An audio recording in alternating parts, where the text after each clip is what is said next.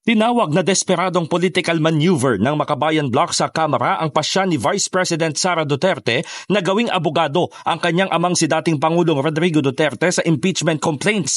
Paraan nila ito upang umiwas sa pananagutan sa umano'y maling paggamit ng confidential funds. Ayon kay House Deputy Minority Leader Franz Castro, sa halip na direktang sagutin ang mga seryosong aligasyon ng maling paggastos ng pondo at pagtataguyod ng transparency sa mamamayan, patuloy na gumagamit ng diversionary tactics si VP Sara. Mistulang nagtatagoan niya sa likod ni dating Pangulong Duterte ang anak. Ipinunto ni Castro na nagtatangka ang pangalawang Pangulo na mangalap ng suportang pampolitika, bunsod ang bumabagsak na umanong satisfaction ratings.